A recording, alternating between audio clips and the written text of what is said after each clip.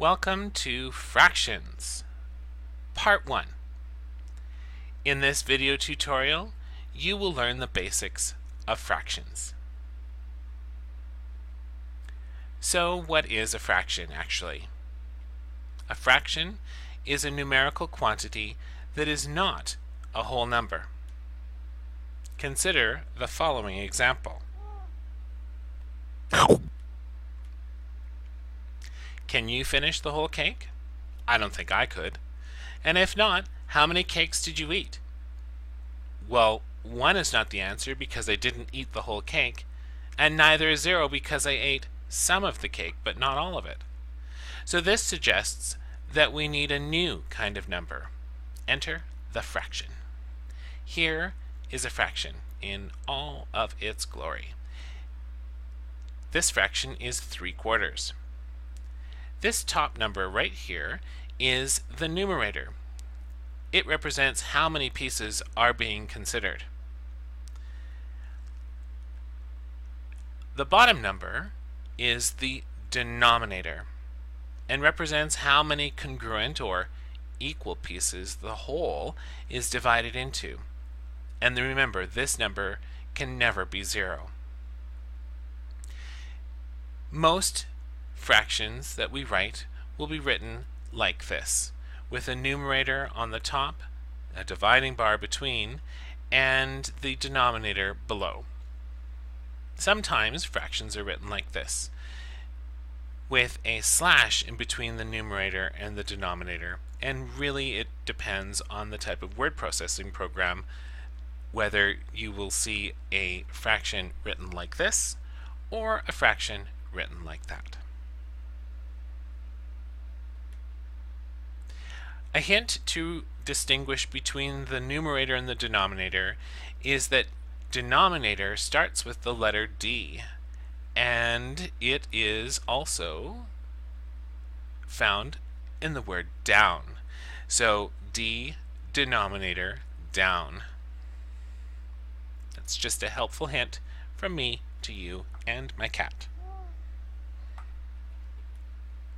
Let's take a moment to understand what we mean when we say whole. And if you notice, this whole has a W in the front, and it is not the same hole that Alice fell down on her way down to Wonderland. The whole is a special way of looking at one whole. Let's look at some examples. We have 1 whole chocolate bar, 1 whole delicious looking Black Forest cake, and 1 whole pizza. The whole can also represent a set or a batch or a group of things, such as a bag of marbles is 1 whole bag of marbles. We have a pile of books, that's 1 whole pile of books.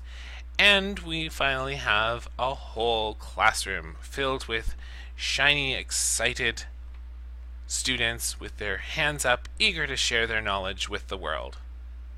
Isn't that right? Let's consider the pizza. Here in this picture, this pizza has been divided into 8 equal pieces, or mostly equal. I think I'd rather have piece number 7. It looks like the biggest one. But 1 whole pizza is made up of 8 equal pieces. 1 pizza equals 8 pieces out of 8 pieces. So right here, 8 out of 8. Let's look at a batch of muffins. And remember, muffins are really just the same thing as ugly cupcakes. Isn't that right, muffin? 1 whole batch of muffins is made up of 12 muffins. So 1 batch equals 12 muffins out of 12 muffins. Here is a bag of marbles. 1 whole bag of marbles is made up of 8 marbles. Could you think of what the fraction would be of red marbles out of the bag? but the whole set of marbles right here is 8 out of 8. So let's look at the following chocolate bar. How much of the chocolate bar do we actually have? Well, we do need to know the size of the original chocolate bar, and we can assume that there is one piece missing here. So if we count the pieces, we quickly find out that there were 6 original pieces that made up the whole chocolate bar. So what fraction of the chocolate bar do we have left? Well, we can see that there are 5 pieces of chocolate left, as one piece has been eaten. So the numerator would be 5. And the whole chocolate bar, when it was unwrapped, was divided into 6 congruent or equal pieces. The denominator would be 6. So here is the fraction of the amount of chocolate bar that we have left. 5/6 of the chocolate bar we have remaining. It is important that we take some time to look at equivalent fractions. Consider this piece of cake right here. Equivalent fractions are fractions that look different but are actually meaning the same thing. So when we look at this piece of cake, we can see that this cake was probably a half of a cake that was remaining of a larger cake. The whole cake was divided into 2 congruent parts, seen here, and we only have one of those parts left. So we have 1 part out of 2. But if we cut the cake into smaller congruent pieces, so we cut that 1 out of 2, that half, we are left with 2/4, because there would have been 4 pieces of cake, and we have 2 of them left over.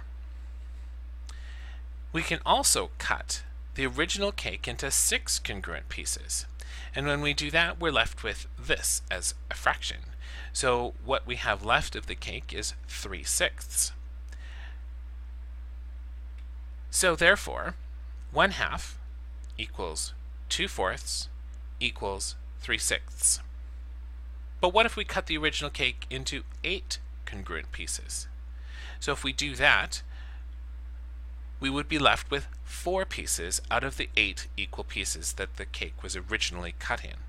The amount of cake that we have left is actually still the same, 4/8. So therefore, 1/2 equals 2/4 equals 3/6 equals 4/8, and if you're smart, you can sense the pattern, 5/10 and 6/12. There's no fooling you. So the pattern for equivalent fractions of 1/2 would be 1/2 equals 1 times n, and n is any whole number, over 2 times n, and again n is any whole number. It is important to remember that for a fraction to be equivalent, what you do to the numerator, you must do to the denominator. You have to do the same thing both to the top and to the bottom. And this is, of course, for multiplication. The same pattern rule for equivalent fractions works for all fractions, not just 1/2, of course. So feel free to pause the video and try to create equivalent fractions on your own. Remember that whatever you do to the top, you must do to the bottom, and this is for multiplication and division, which we, of course, will cover next. And my cat says you should take some time to create some equivalent fractions, and we'll wait for you to do that.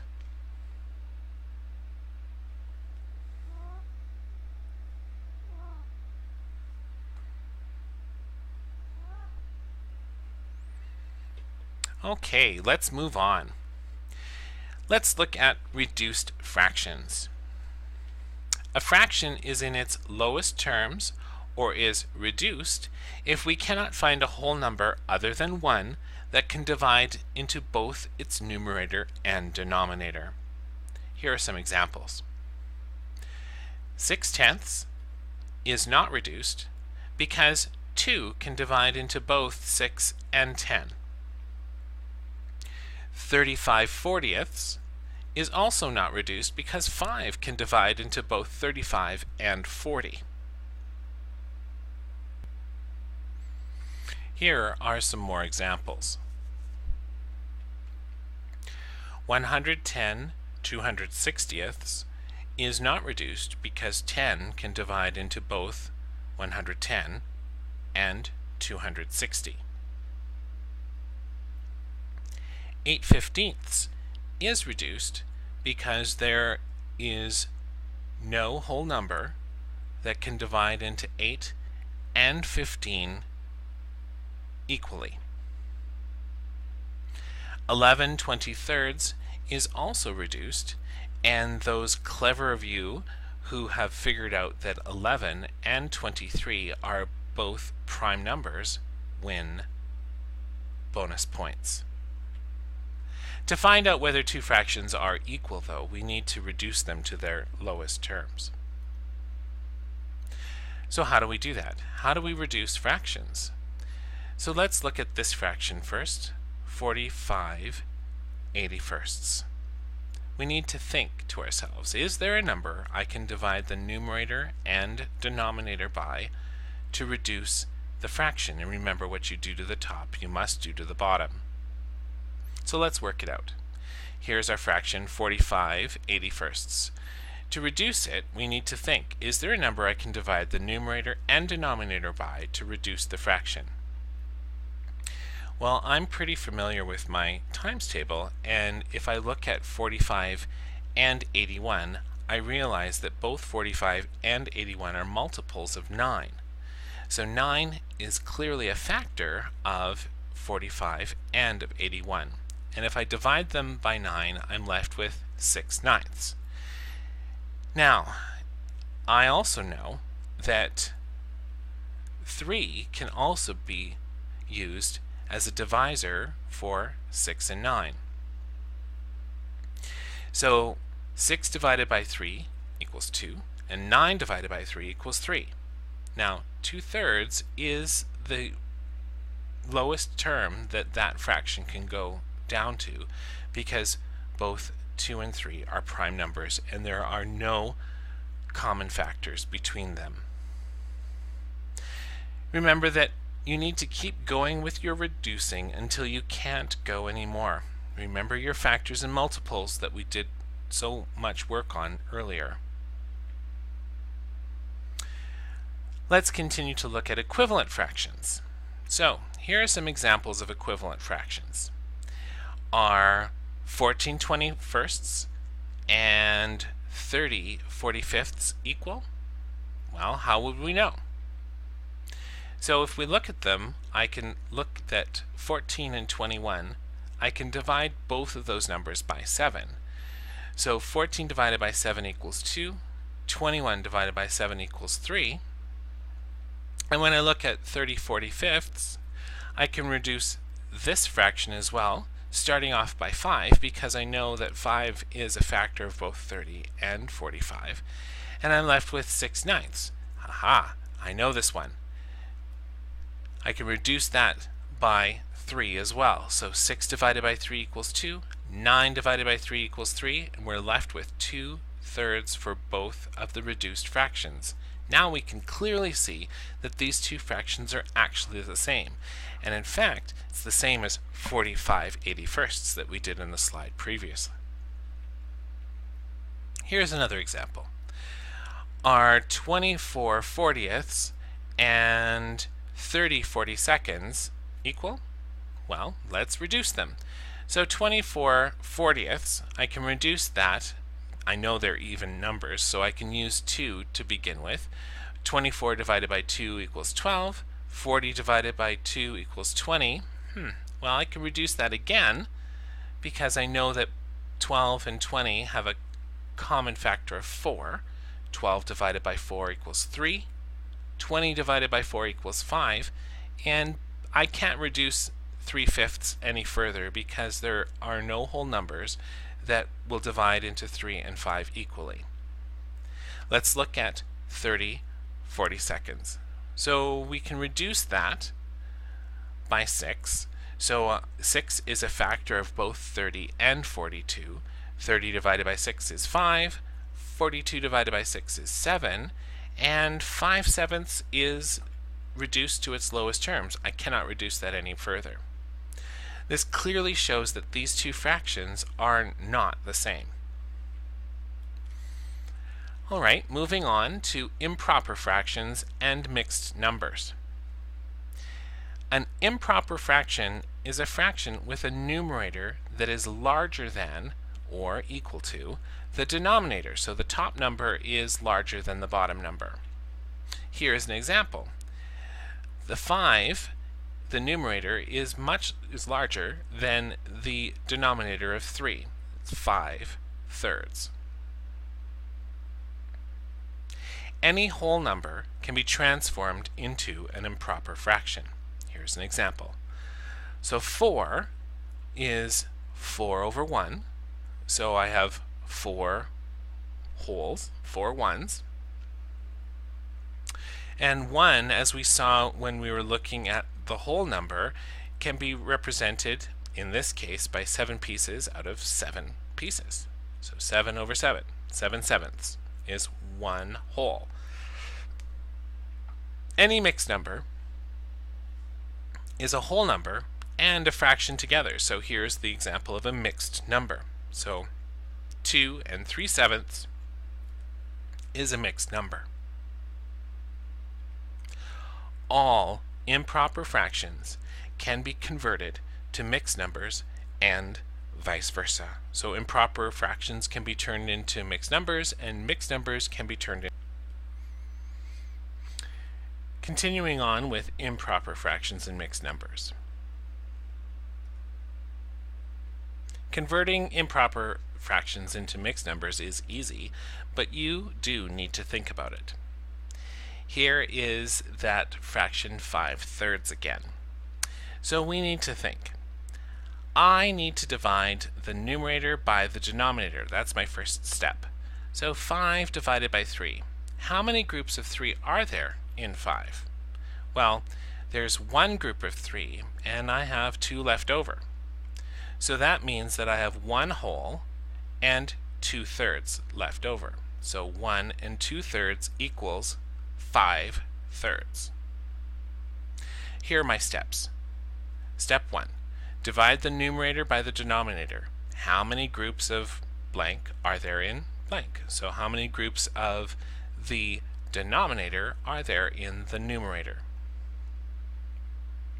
Step number 2, the quotient, the division answer, is the whole number that I'm left with. And finally, the remainder is the new numerator. Okay, so let's have an example on how that works. So converting improper fractions into mixed numbers. Here is my other example, so 7/3. Here are 7/3, and we can look at the pieces of chocolate bar that are cut into 3. So when I look at 7/3, I am left with 3/3 twice and 1/3 left over here. So in fact, I have 2 whole chocolate bars here and here, 2 whole chocolate bars and 1/3 left over. So 7/3 is actually 2 1/3. Continuing on, here's another example. Here's 21/4. So let's do the mathematical version. Step 1, divide the numerator by the denominator. How many groups of 4 are there in 21? So here are some ways that we can represent that. We have the division matrix. 4 is the divisor into 21, so 21 divided by 4, which seems backwards. Or this is another way that we can represent division, 21 divided by 4. Or we can actually do repeated subtraction. So 21 minus 4, and so forth until I can't take any more 4s out. So 21 divided by 4 equals 5 with the remainder of 1.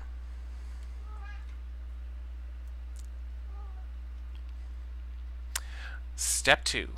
The quotient, the division answer, is the whole number. Here is the division answer, the 5. So the 5 becomes our whole number. Step 3, the remainder, here's the remainder, becomes the new numerator. Now, the denominator doesn't change. It's still out of 4. But here is our new numerator. So we have now 1/4. So 21/4 or 21/4 equals 5 1/4.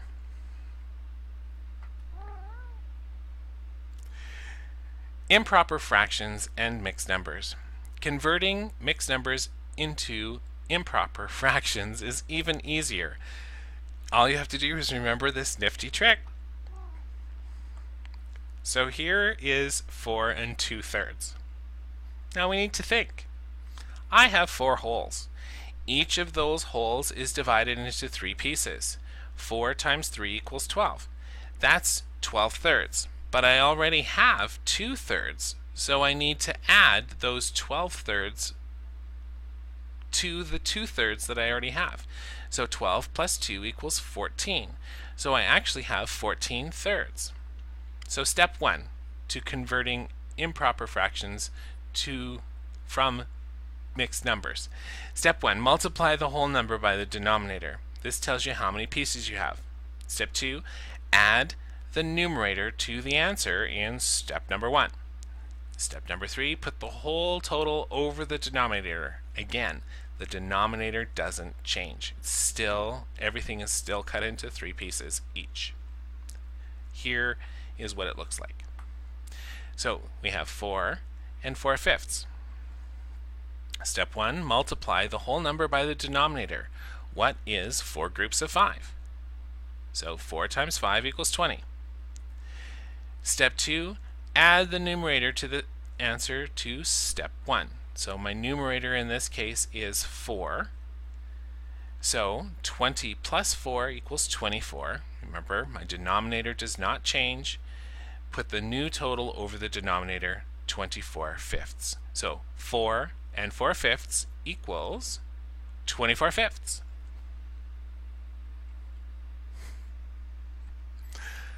So I'm baking a cake, and I need 2 1/2 cups of flour, but I only have a 1/2 cup measure. How many half cups do I need to get 2 1/2 cups of flour? So I need 2 1/2 cups of flour. Here is a half cup, oh, and 2 half cups equals 1 cup. Here's another half cup, another half cup. Those together equal 1 cup. And finally, I have 1 more half cup. So here are my 2 1/2 cups. But how many half cup measures did I use? 5. So 2 1/2 is equal to 5 halves, or 5/2. So here's my nifty trick that I was going to tell you about earlier. So this is how I learned in school, and probably most of your parents as well. We have 6 2/3. What is the improper fraction that I have to represent this? So my first step, multiply the denominator by the whole number. So multiply up. This gives me 18 because 3 times 6 equals 18. But I already have 2 here, so now 18 plus 2 equals 20. So 6 2/3 equals 20/3. And that is my nifty trick. And it will work every single time. So let's take a moment to understand what the denominator is actually telling us. If you share a pizza evenly among 2 people, you will only get 1/2 of the pizza. Sounds like a lot of pizza to me. If you share a pizza evenly among 3 people, you will get only 1/3 of the pizza to eat. Likewise, if you share a pizza among 4 people, you will only get a quarter of the pizza. And if you share a pizza evenly among 8 people, congratulations, you have a lot of friends, but you will only get 1/8 of the pizza. Let's see. If it were my choice, I'd rather have the friends than more pizza. But that's just me. And the cat. So, therefore, the larger the denominator, that means the smaller the pieces. So if the numerator is kept fixed, in this case 1, the larger the denominator means the smaller the fraction. Here are some examples. Which one is larger, 2/7 or 2/5? Remember, the more friends you have, the smaller the piece of pizza. So which one is larger? Of course, it is 2/5. 2/5 is the larger fraction. Which one is larger, 8/23 or 8/25? Again, the answer 8/23. So the larger the denominator, the smaller the piece. Which one is larger here, 41 135ths or 41 267ths? Well, having 267 friends is very enjoyable. However, the piece of pizza that you're going to have is really, really small. So if I wanted pizza, 41 135ths is the larger fraction.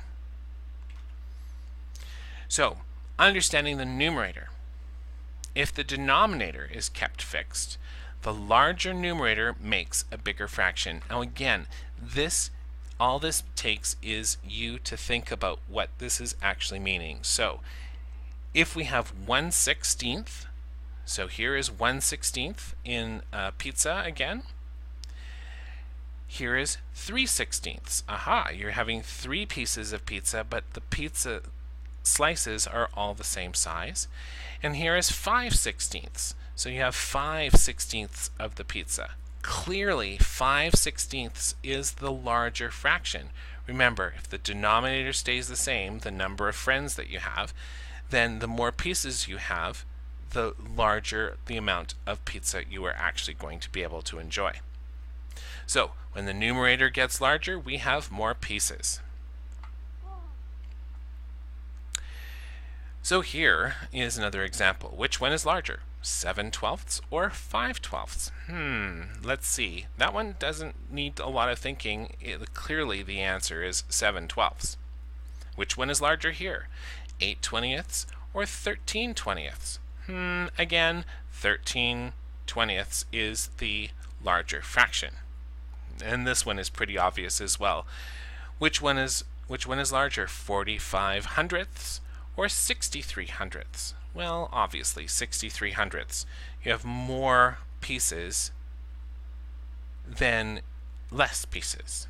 And if the denominators are the same. If the denominators stay the same, the numerator tells you which one is the larger fraction.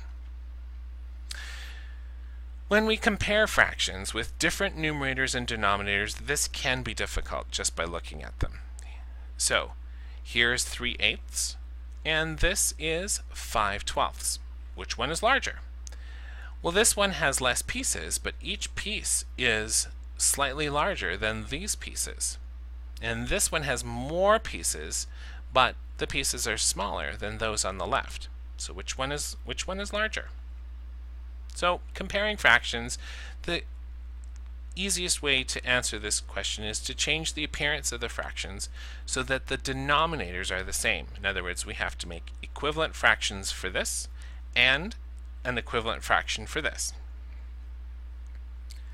The easiest way to do that is to compare pieces that are of the same size.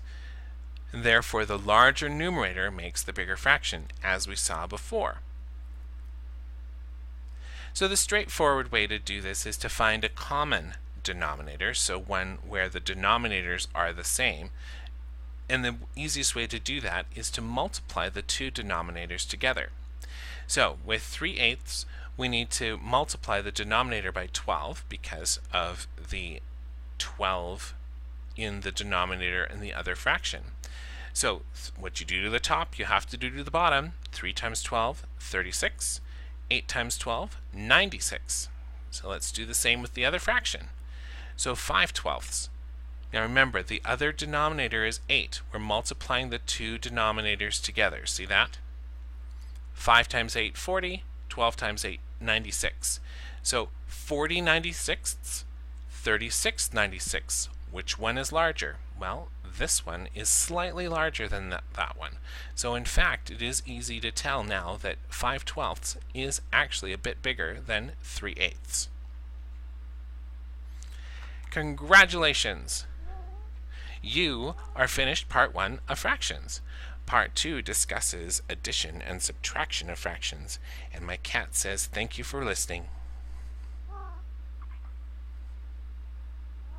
See you in class!